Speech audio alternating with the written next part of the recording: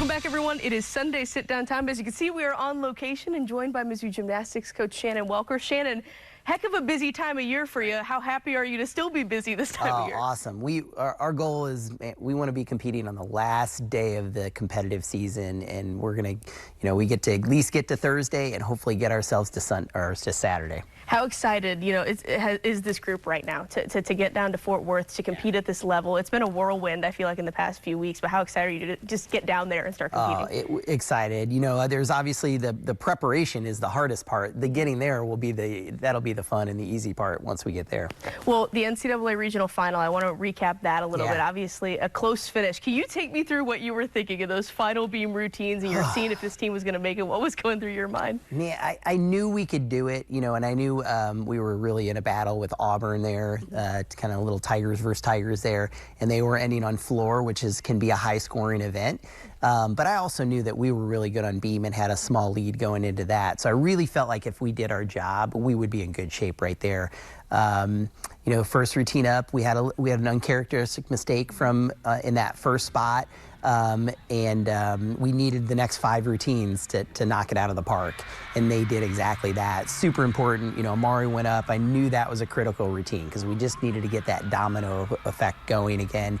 So she was able to hop up and do a great routine, and then everybody kind of following her really did their job and did it at a really high level. I might have been had some perspiration at the end of that, but it came out in the good Tigers' favor. Well, it was fun to watch the reaction when we saw it on TV. I know it took a while for you guys to find out there in-house, but what was the emotion when that's the goal you set at the beginning of the season to get to this point, and you guys get there? Yeah, just I think a little bit of relief in some degree because we knew we were good enough. I think we went in 2022 as a team.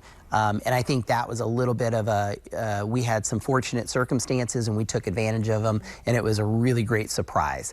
I think this year it was an expectation, and I think those are two different animals. Kind of being the underdog versus having an expectation and having the ability to do it.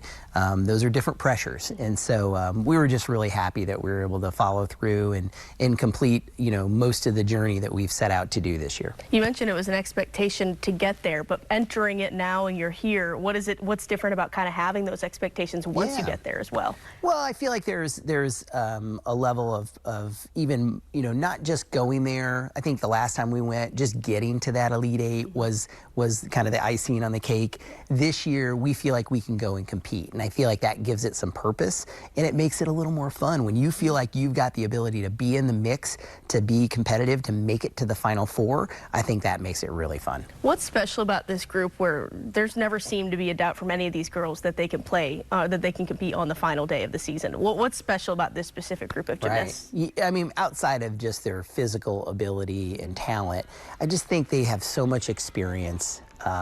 They're just great humans, and they're great team players as well. And I think they're just enjoying the journey, and I think they're going to go down there and compete loose and free, and they've got nothing to lose at this point. And so I think when you can achieve at this level, it's always exciting and always rewarding. But when you can do it with great people as well, I think that brings it to another level. What do you feel like you can build off of maybe the most from that regional final and kind of carry it down into Fort Worth? Right. We were pretty good on our first night, day 1 for us, and then day 2, it was not perfect. I mean, we had some good events and we had some areas we can make some improvements on. But I think what it tells us is, hey, even when we're not at our absolute best, we're still pretty good, right? And so and I think that is the toughest weekend. I feel like that regional really is the hardest weekend of our entire season. And so I think they're going to have a lot of confidence coming out of there and knowing that they needed to hit in a certain moment, even with some adversity, and they were able to still do it. Well, we were talking before we sat down here, and all SEC, a little meat for you here. How much does it say that so much of the NCAA championship semifinal is made up by SEC teams? Right. Yeah, 5 of the remaining 8 teams are all SEC. see. So it is as tough, if not tougher, for gymnastics as it is for any sport. So just, I think that talent level, that shows you what we've been competing against all year long. So for us to have the second most wins in the conference, I think that says a lot. You know, we were undefeated at home.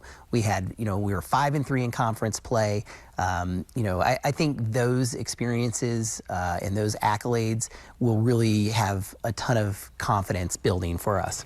You know, you mentioned all the accolades you guys have this season. Is it hard to kind of look back on that now at this point when you're still in the thick of it? And what do you imagine that's going to be like, you know, maybe after the season, looking back on this historic year, really? Yeah, you know, we were talking about it a little bit yesterday with some people, and I was just thinking about it a little bit last night, and I'm like, man, all these, you know, all SEC, all American, all conference, you know, coaches of the year, gymnasts of the year, you know, all these great things, you know, and I know they're there. I just haven't inventoried all that stuff yet because, you know, quite honestly, we've got some work to do, and we have a great opportunity that is tough enough to get, and we are really going to take full advantage of that. And we'll do a little reflection maybe on the back end of this deal.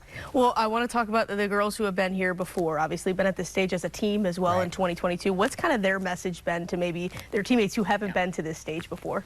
Yeah, you know, fortunately, we have some people on our team that have experienced this, but we have a lot that have not, you know, especially if they're newcomers to us. And I think the message when, you know, Mara went last year in 2024, and her message was, look, it was really cool, but it's a lot more fun with our team and with the people that we have trained all year with and have gone through this journey. And so I think that's the message is, hey, this is so much fun, and it's such an honor to compete, you know, really for a national title. We're in the mix for a national title. And so yeah, I think it's just a special event, and you never know. You cannot take for granted the next time we're going to be in this position again, and so we're going to take full advantage of this time. You know, what does it mean to this program to get to this stage? And obviously there's a lot of work to do, but the end goal to compete for a national title, what does it mean to this program? Right, yeah, it's a lot. I really feel like these last 3 to 4 years, and especially this year, we have had an opportunity to elevate our program,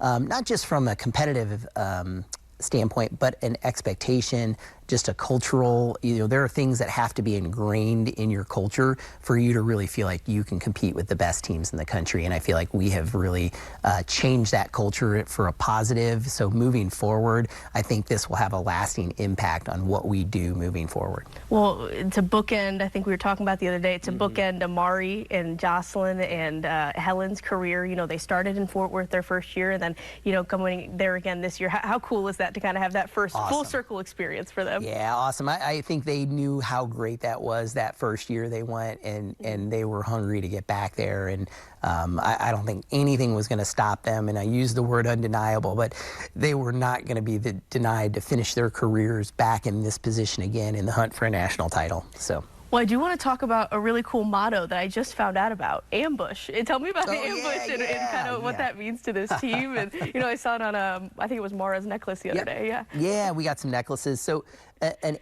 people think of an ambush as like an attack or something like that, but it's also a pack of tigers. Right. And so I don't know how we figured this out. I think I Googled it, and I was like, I'm like, ooh, I like that word. It's got a couple of different meanings there. And so we kind of capitalized on that, and it was a little bit of our motto is, you know, we're going to be the ambush this year, and that's what we're going to do to people in competition, and that's how we're going to operate as well. And so just kind of a neat little kind of a double meaning on a word right there. And so we got them some necklaces that said the ambush on there. And so, yeah, so just kind of fun. You got to make it fun. Right. So. Well, good luck to the ambush down in Fort Worth. I appreciate you making some time for us, Shannon. All right. Thanks a lot. Appreciate it. For the rest of you guys, we'll be right back after the break.